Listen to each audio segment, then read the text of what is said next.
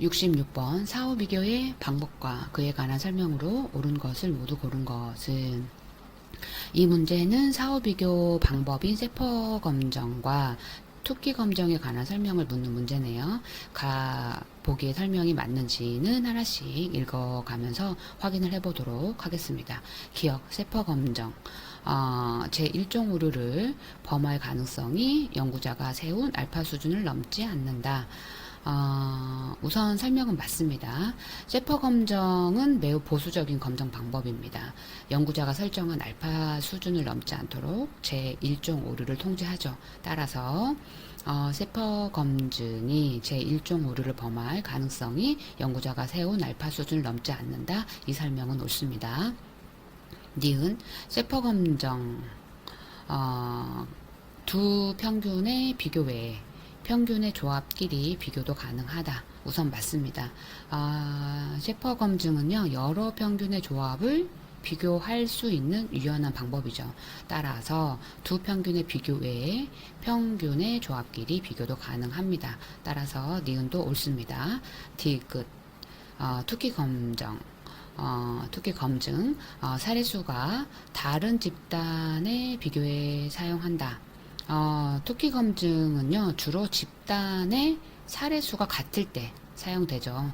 따라서 사례수가 다른 집단의 비교에 사용한다. 이 설명은 틀렸습니다. 주로 집단의 사례수가 같을 때 사용합니다. 니을 투키 검정 집단의 사례수가 같을 경우 세포 검정보다 통계적 검정력이 약하다. 이 설명도 틀렸습니다. 투키 검정은요, 집단의 사례수가 같을 때 가장 효율적인 방법 중 하나로 세포 검정보다 검정력이 더 강합니다. 따라서 이 설명은 틀렸습니다. 결국 옳은 설명은 기억과 니은입니다. 세포 검증 제1종 오류를 범할 가능성이 연구자가 세운 알파 수준을 넘지 않는다. 두 평균의 비교 외에 평균의 조합끼리 비교도 가능하다. 투키 검정은 주로 집단의 사례수가 같을 때 사용하고 그리고 집단의 사례수가 같을 때 가장 효율적인 방법 중 하나로 세포 검정보다 검정력이 더 강하다. 따라서 66번의 답은 1번입니다. 67번 다음 그림은 가상의 데이터를 사용하여 SES와 부모의 기대가 교육 포부를 예측하는 연구 모형을 검증하기 위하여 경로 분석을 실시한 결과이다. 결과의 해석이 옳지 않은 것은 단 경로 개수들은 모두 표준화 회귀 개수이며 알파는 0.05에서 통계적으로 유의하다. 경로 분석 그림을 우선 보면요. SES, 부모의 기대, 학교 성적, 그리고 교육 포부 간의 관계를 나타내고 있죠. 구성 요소와 경로를 좀 설명을 해보자면, 우선 SES는 학교 성적에 정적 영향을 미치죠. 회귀 개수는 0.50으로 SES가 높아질수록 학교 성적이 높아지는 경향이 있습니다. 그리고 부모 기대는 학교 성적에 정적 영향을 미치고 회귀 개수는 0.20. 으로 부모의 기대가 높을수록 학교 성적도 높아지는 경향이고, 그 다음 학교 성적은 교육 포부에 정적 영향을 미치고 회귀 개수는 0.30으로 학교 성적이 높을수록 교육 포부도 높아지는 경향이 있고, 또 SES는 교육 포부에 직접적으로 정적 영향을 미치고 회귀 개수는 0.20으로 SES가 높아질수록 교육 포부가 높아지는 경향이 있고, 그리고 부모 기대는 교육 포부에 직접적으로 정적 영향을 미치고 회귀 개수는 0.40으로 부모 기대가 높을수록 교육 포부도 높아지는 경향이 있네요. 이 경로의 영향력이 다른 경로들에 비해 가장 큽니다. 우선 이런 이제 그림을 읽었으니 주어진 내용들을 하나씩 읽어가면서 답을 찾아보도록 하겠습니다. 1번 교육 포부에 대한 SES의 총 효과는 0.35이다. 맞는 설명이죠. SES의 학교 성적에 대한 직접 효과는 0.50, 학교 성적이 교육 포부에 미치는 직접 효과는 0.30입니다. 따라서 SES가 교육 포부에 미치는 간접 효과는 0.50 곱하기 0.30이 되죠. 답은 0.15입니다. SES가 교육 포부에 미치는 총 효과는 직접 효과 0.20 플러스 간접 효과 0.15니까 답은 0.35. 따라서 교육 포부에 대한 SES의 총 효과는 0.35이다 라는 설명 1번은 옳은 설명이네요. 2번 학교 성적이 높을수록 교육 포부의 수준이 높아진다. 학교 성적이 교육 포부에 미치는 직접 효과는 0.30으로 그러니까 정적 상관관계를 가지죠. 그래서 이 설명은 맞습니다. 그 다음 SES가 교육 포부에 미치는 총 효과는 부모 기대가 교육 포부에 미치는 총 효과보다 작다. SES의 교육 포부에 대한 총 효과는 0.35이고 부모 기대의 교육 포부에 대한 직접 효과는 0.40입니다. 따라서 이 설명도 옳습니다. 그 다음 부모 기대가 학교 성적을 거쳐 교육 포부에 미치는 간접 효과는 0.50이다. 부모 기대가 학교 성적에 미치는 직접 효과는 0.20이고 학교 성적이 교육 포부에 미치는 직접 효과는 0.30입니다. 부모 기대의 간접 효과는 0.20 곱하기 0.30이 되겠네요. 답은 0.06입니다. 따라서 이 설명은 틀렸습니다. 답은 4번입니다. 0.20 곱하기 0.30이므로 0.06이 답입니다. 5번 교육 포부를 직접적으로 예측하는 변인 중 부모 기대의 효과가 가장 크다. SES가 교육 포부에 미치는 직접 효과는 0.20이고 부모 기대는 0.40입니다. 따라서 부모 기대가 가장 큰 영향을 주죠. 그래서 효과가 가장 크다. 이 설명은 옳습니다. 답은 67번의 답은 4번이 되겠습니다. 0.50이 아니라 0.06입니다. 68번 다중기초선 설계에 관한 설명으로 옳지 않은 것은 다중기초선 설계는요 행동 분석에서 사용하는 실험적 설계 중 하나죠. 여러 대상에 걸쳐 개입의 효과를 평가하는 방법입니다. 이 설계는 개입을 철회하지 않고도 개입의 효과를 입증할 수 있기 때문에 윤리적 문제를 최소화할 수 있다는 장점이 있습니다. 특징으로는 기초선 설정, 단계적 개입, 일반화 및 검증이 있습니다.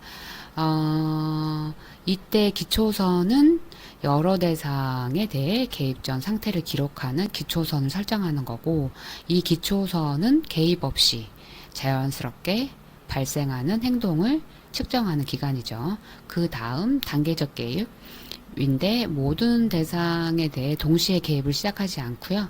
하나씩 순차적으로 개입을 시작하는 거죠.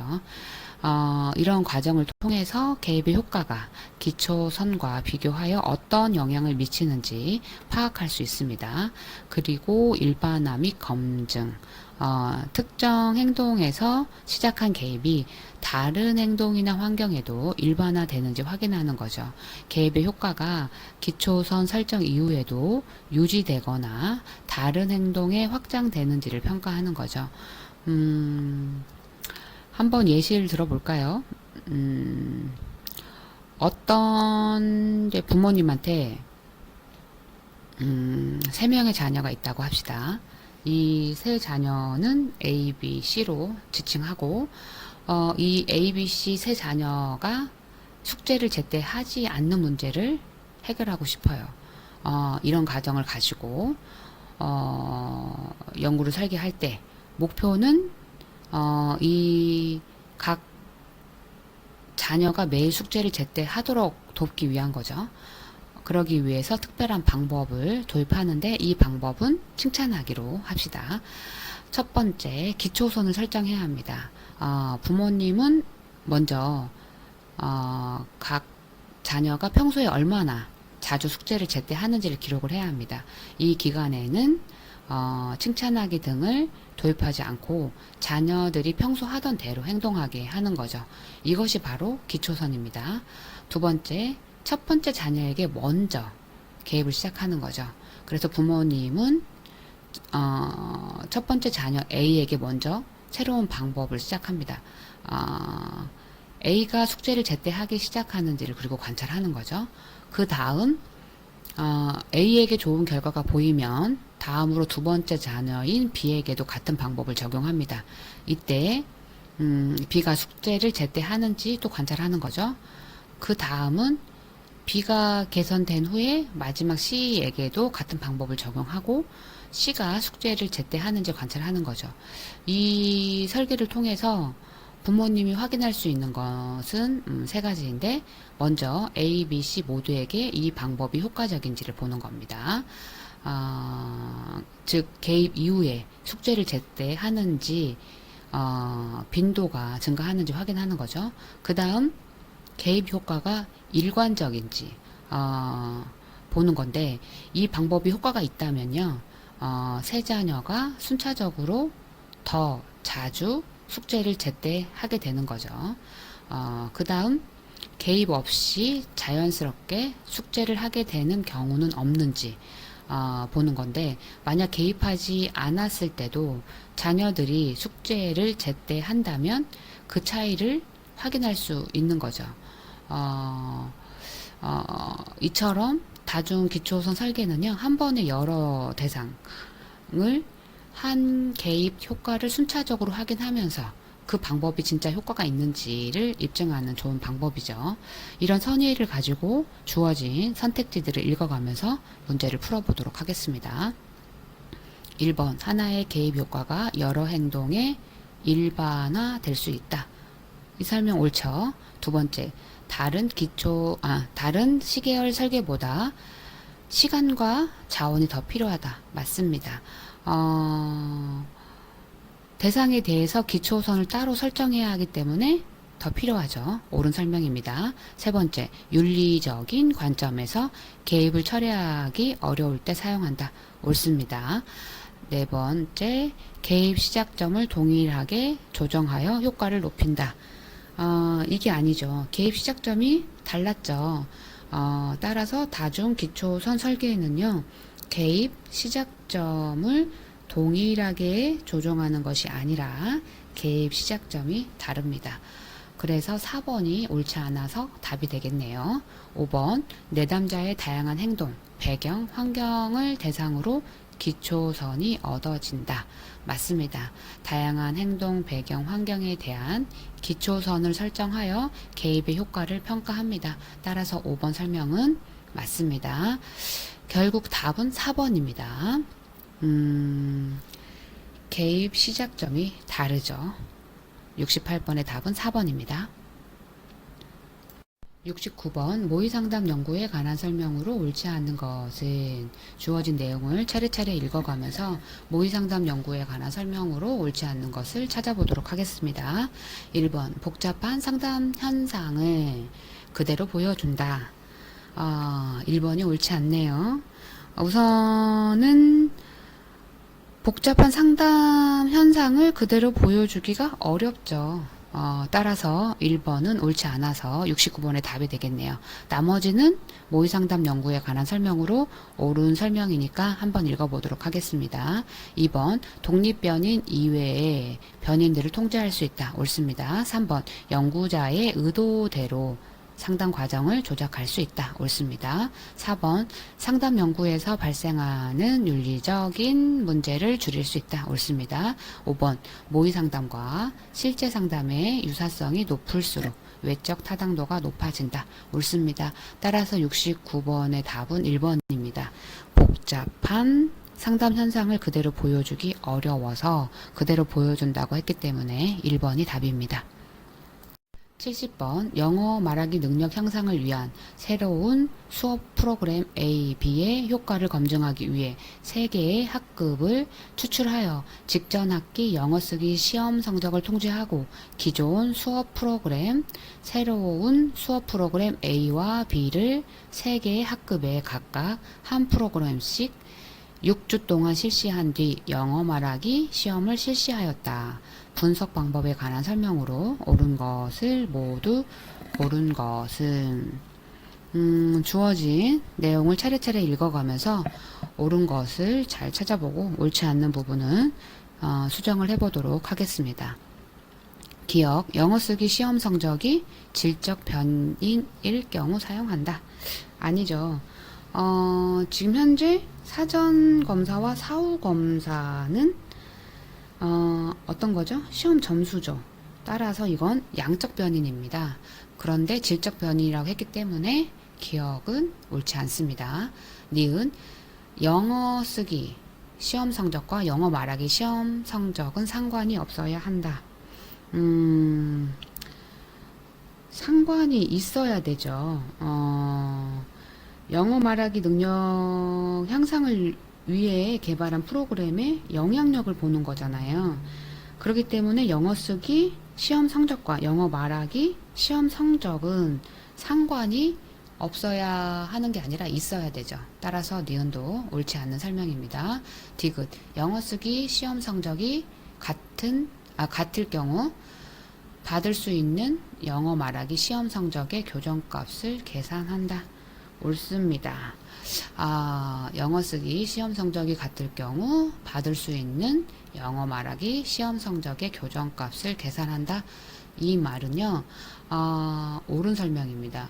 영어 쓰기 시험 성적이 같을 경우 이 값을 통제한 후 영어 말하기 시험 성적의 효과를 분석하는 과정에서 교정값을 계산하는 방법을 사용하기 때문이죠. 따라서 3번, 디귿, 설명은 옳아서 70번의 답은 3번, 디귿이 되겠습니다.